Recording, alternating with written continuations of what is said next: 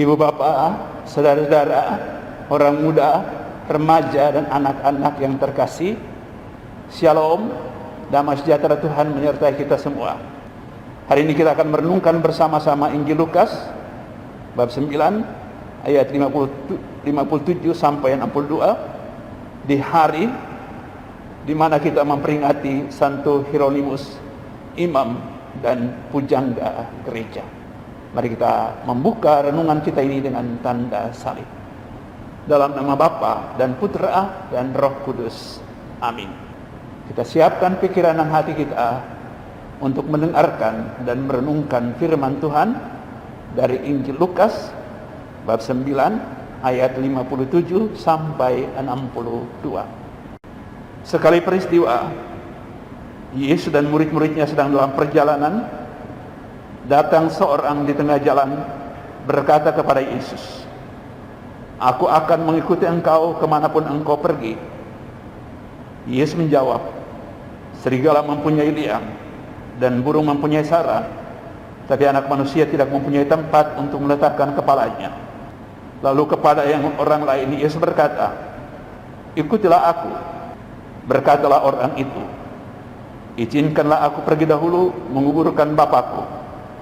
Tapi Yesus menjawab, "Biarlah orang mati mengubur orang mati, tetapi engkau pergilah dan wartakanlah kerajaan Allah di mana-mana." Seorang lain lagi berkata, "Tuhan, aku akan mengikuti engkau, tetapi izinkanlah aku pamitan dahulu dengan keluargaku." Tapi Yesus berkata, "Setiap orang yang siap untuk membajak tetapi menoleh ke belakang tidak layak untuk kerajaan Allah." Demikianlah Injil Tuhan. Terpujilah Kristus.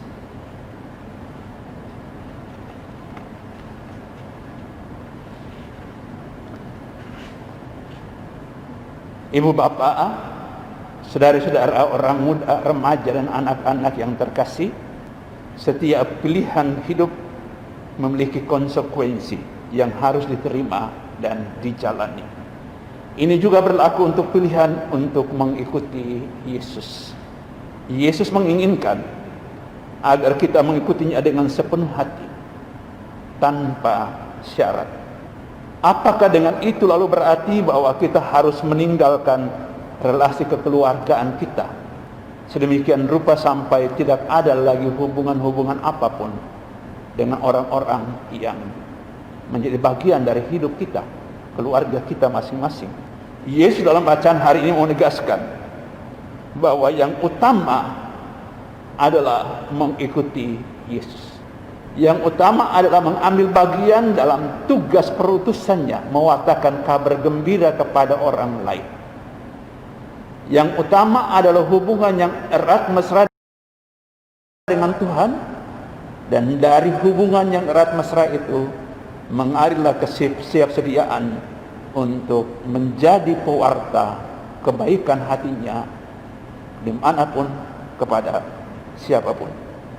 Maka semua relasi-relasi dengan keluarga, semua apa yang dimiliki mesti menjadi relasi-relasi dan barang-barang yang mendukung kita untuk melaksanakan panggilan kita menjadi muridnya. Itu panggilan untuk ikut serta dalam karya perutusannya, dalam misinya. Masing-masing kita punya pilihan hidup sebagai orang-orang yang menikah. Ada yang memilih hidup tidak menikah.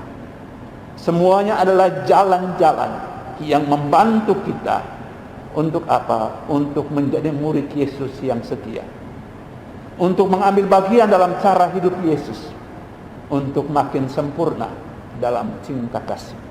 Cinta kasih itulah yang menjadi daya dorong bagi kita untuk melaksanakan panggilan dan perutusan kita sebagai murid Yesus sesuai dengan cara hidup kita masing-masing, entah sebagai suami, sebagai istri, sebagai anak, entah sebagai biarawan, biarawati, atau imam.